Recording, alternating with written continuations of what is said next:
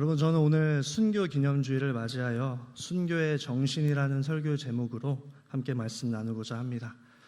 성경이 분명히 우리에게 가르쳐주는 중요한 신앙의 언어이자 교회의 부흥과 깊은 관련이 있는 순교를 나누는 시간 되길 간절히 소망합니다. 여러분, 1900년대에 한국교회가 처음 태동할 때에 한 목사님이 계셨습니다. 그 목사님은 일제강점기에 신사참배를 강요하는 것을 거부하셨고 끝내 순교하셨습니다. 그 목사님의 설교와 그 설교에 나오는 한 가지 메시지를 먼저 나누길 원합니다. 설교문은 1939년 2월 5일 주일 예배 오 종목의 나의 기원이라는 설교 제목이었습니다. 설교문입니다. 나는 저들의 손에 몇 번째 체포되어 이번에는 올해 영어의 몸이 되었다가 이 산정의 간단에 다시 서게 되니 하나님의 은혜에 감사하오며 나를 위하여 기도하며 기다리시던 교우 여러분 앞에 다시 설교하려 하니 감개무량합니다. 그렇다고 해서 별다른 설교가 아니라 늘 기도하던 5가지 기도 제목, 5 종목의 나의 기원이라는 제목으로 말씀드리겠습니다. 세 번째 메시지입니다. 노모와 처자와 교우를 주님께 부탁합니다. 나는 70 넘은 어머님이 계시고 병든 아내가 있고 어린 자식들이 있습니다. 남의 아들의 의무도 자중하고 남의 가장에 남의 아비 된 책임도 무겁습니다. 나의 사랑하는 교우 여러분, 나는 내 어머니, 내 아내, 내 자식들을 여러분에게 짐 되게 할 마음은 없습니다. 다뭇 무소불능하신 하나님께 부탁합니다. 여러분, 사람이 제 몸의 고통은 견딜 수 있으나 부모와 처자를 생각하고 철석 같은 마음도 변질하는 경우가 많습니다. 어린 자식의 우는 소리에 순교의 길에 돌아서는 신자도 허다합니다. 인간의 얽히고 얽힌 인정에 줄여 나는 얼거매지 말라. 주님 따라가는 나를 얼거매지 말라. 여러분, 이 설교문과 이 설교의 내용을 전하신 목사님은 주기철 목사님이십니다. 신사참배를 강요하는 일제가 1938년 당시에 목사님은 그것이 하나님을 거역하는 일이기 때문에 따를 수 없었습니다. 그러므로 인하여 감옥에 들어가고 많은 고문을 당하셨습니다. 투옥과 석방을 반복하였지만 건강이 허락하는 한 그가 섬기던 산정현 교회의 강단에서 설교를 하셨습니다. 끝끝내 1944년 4월 21일 부인 오정모 사모님과 마지막 면회 후 그날 밤 오후 9시 47세의 나이에 주님의 품으로 돌아가셨습니다. 오늘 본문은 초대교회의 첫 순교자인 면류관이라는 이름을 가진 스데반, 그 집사님의 마지막 순교의 장면입니다. 저는 앞서서 나눈 주기철 목사님과 스데반 집사님을 통해서 단순하게 1차원적으로 그 순고하고 거룩한 순교의 삶은 살아가내십시오. 따라가야 합니다. 이런 적용을 나누고 싶진 않습니다. 오늘 본문이 가르쳐주는 순교자의 2가지 특징을 나누고 우리의 상황에 맞게 적용하고 싶습니다. 함께 따라하면 순교자의 첫 번째 특징은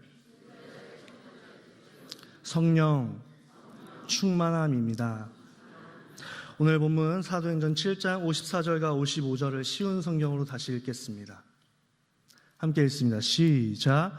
공의회 의원들은 스데반이 하는 말을 듣고 몹시 화가 나서 스데반을 보며 이를 갈았습니다. 그러나 스데반은 성령이 충만하여 하늘을 쳐다보았습니다. 그는 하나님의 영광과 예수님께서 하나님의 오른편에 서 계신 것을 보았습니다. 아멘. 여러분, 우리가 아시다시피 스데반 집사님이 예루살렘 초대교회가 하나님의 은혜로 부흥하였습니다. 그러나 문제가 생겼습니다. 헬라파와 유대인들 사이에 과부들이 싸움이 났습니다. 이방인이었던 헬라파 과부들이 구제의 문제가 생긴 것입니다. 이에 12사도가 모두 모여 기도함으로 성령의 충만한 7 집사를 세웠고 그 중에 첫 번째가 오늘 본문의 스데반 집사님입니다. 사도행전의 인간 저자인 누가는 그가 등장하는 6장 3절과 5절에 반복하여 그가 성령에 충만한 사람이었다는 사실을 우리에게 알려줍니다. 그리고 오늘 설교 본문은 그가 단 한 번 긴 설교를 통하여 그가 만난 하나님을 산헤드린 공의회 본인의 동족 앞에 담대하게 길게 설교한 후에 그를 죽이고자 달려드는 그 상황 가운데서의 본문이었습니다. 그 상황에도 아까 쉬운 성경에 나와 있지만 산헤드린 공의원들은 그를 죽이고자 달려왔고 이를 갈며 달려왔지만 그의 시선은 그들에게 멈춰 있지 아니하고 하늘을 우러러 성령 충만하여 하늘을 쳐다보았다고 이야기합니다. 사랑하는 성도 여러분, 성령의 충만함이 무엇입니까? 교회에서 우리가 기도를 통해 또 많은 설교를 통해 성령의 충만함을 강조하는데, 성령의 충만함이란 예수 그리스도를 믿는 회개와 믿음을 가진 자가 죄된 옛된 본성이 아니라 내 안에 내주하시는 성령의 인도하심과 그 다스리심을 따라 사는 때, 그것이 곧 성령 충만한 삶이라고 우리는 알아야 합니다. 성도 여러분, 스데반 집사님의 시선을 주목하여 보십시오.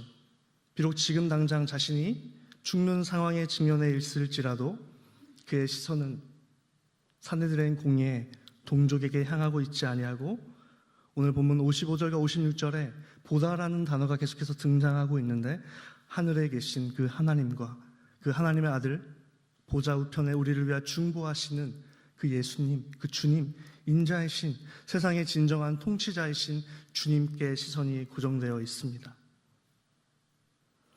두 순교자 주기철 목사님, 스데반 집사님의 공통점은 성령의 하나님의 강한 지배를 받아 성령에 충만하여 자신의 죄된 본성을 거스르며 끝까지 죽음을 불사르며 살았다는 사실을 우리는 기억해야 합니다.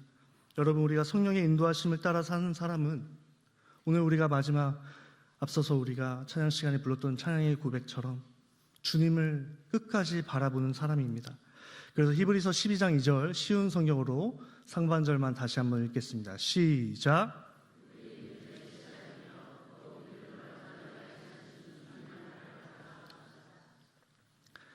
우리 믿음의 시작이며 또 믿음을 완전하게 하시는 주님을 바라봅시다. 그대로 띄워주시고요.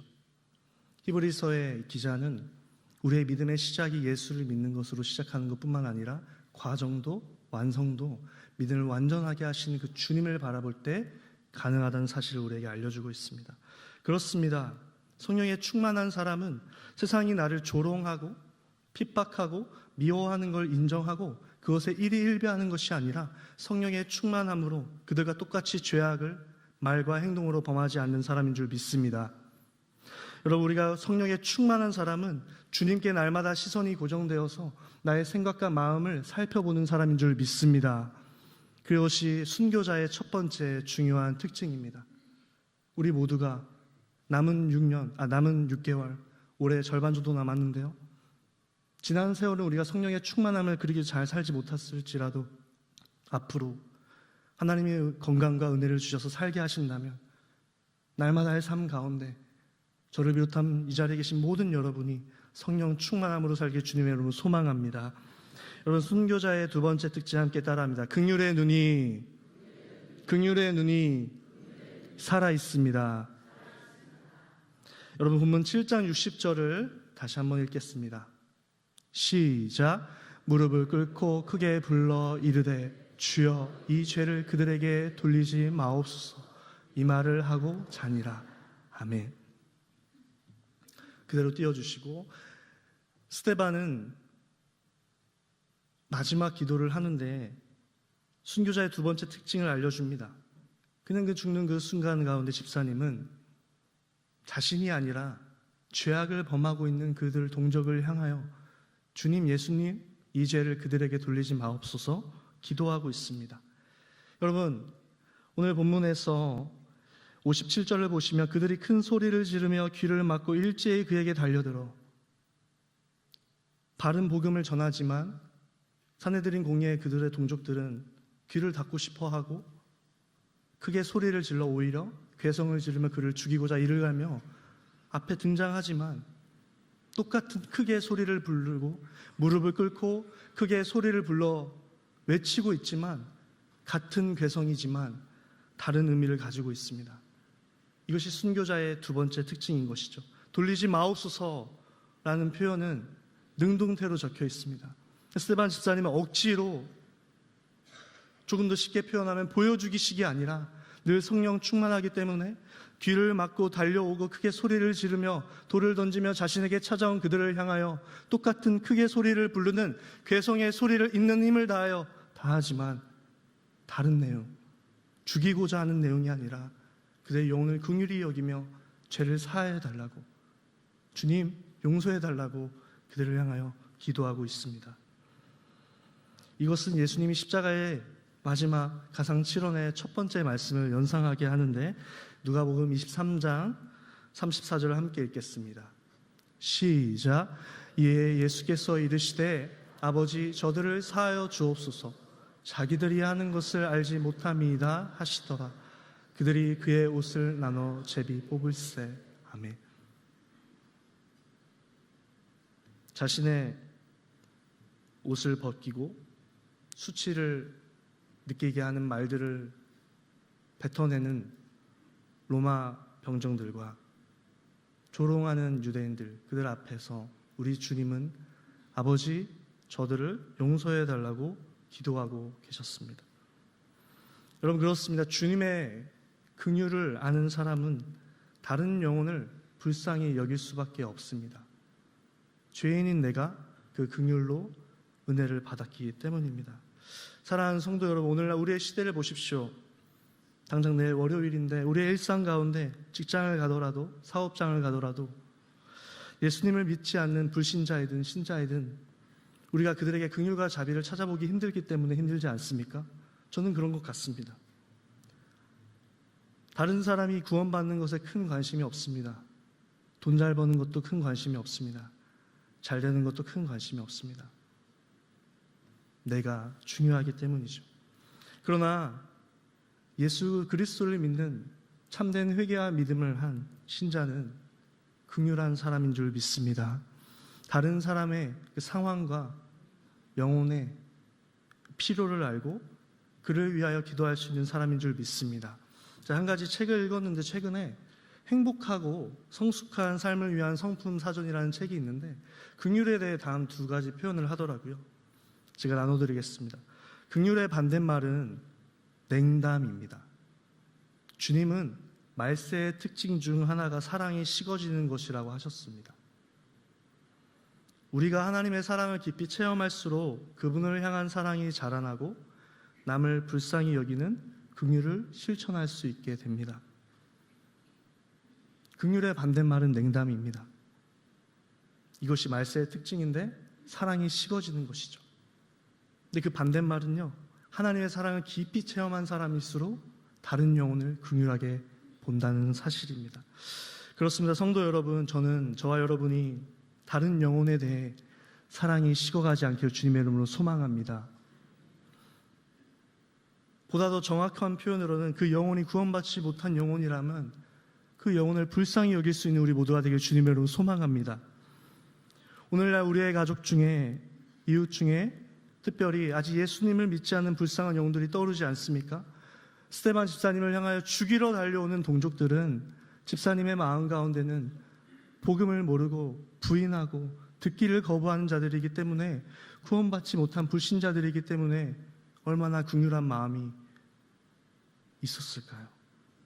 우리가 아직 예수님을 믿지 않는 내 가족과 내 이웃에게 긍휼한 마음을 회복하기를 주님의 이름으로 소망합니다. 포기하지 아니하고 그들의 영혼 구원을 향하여 울어줄 수 있고 기도할 수 있는 우리 모두가 되기를 주님의 이름으로 소망합니다. 오늘 말씀을 좀 정리하고자 합니다. 여러분, 우리가 모두 다 스데반 집사님처럼, 주기철 목사님처럼 순교할 수 없습니다. 그건 참 두렵고 하나님의 특별한 은혜와 섭리 가운데 일어난 일들이지요. 근데 중요한 사실은 오늘 본문도 그렇고 우리 가운데 성경은 순교에 대해 우리에게 가르쳐주고 있다는 사실입니다. 순교는 우리가 꼭 기억해야 되는 신앙의 언어이자 교회의 역사에 있어서 중요한 은혜인 줄 믿습니다. 순교의 정신 첫 번째는 내가 주인 되어 살아가는 것이 아니라 우리 안에 내주하시는 성령님을 의지하여 성령의 충만함으로 그 다스림을 받아 살아가는 사람인 줄 믿습니다. 순교자의 정신 두 번째는 우리의 일상에 여전히 불쌍한 사람들, 정확히 표현은 아직 예수를 모르고 믿지 않고 거부하는 내 가족, 내 이웃을 향한 긍휼의 마음을 회복하는 사람인 줄 믿습니다. 여러분, 이렇게 긍휼함을 가득한 마음으로도요, 찬송가가 만들어지는데, 설교를 준비하는데 1950년 오늘이 22일 주일인데 3일 후에 6월 25일 수요일 한국전쟁 75주년인데 75년 전 시간을 거슬러서 그 참혹한 전쟁의 현실 앞에 영혼에 대해 긍휼한 마음을 품고 만들어진 찬송가가 있습니다. 한번 찾아보길 원하는데 우리 찬송가 515장입니다. 우리 찬송가가 계신 분들은 한번 같이 봤으면 좋겠습니다.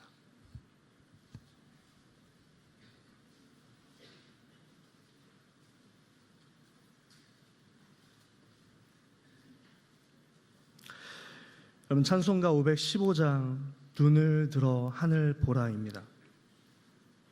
석진영 1952년 적혀 있습니다. 1절만 제가 읽겠습니다. 눈을 들어 하늘 보라. 어지러운 세상 중에 곳곳마다 상한 영의 탄식 소리 들려온다. 빛을 잃은 많은 사람 길을 잃고 헤매이며 탕자처럼 기진하니 믿는 자여 어이할꼬. 아멘.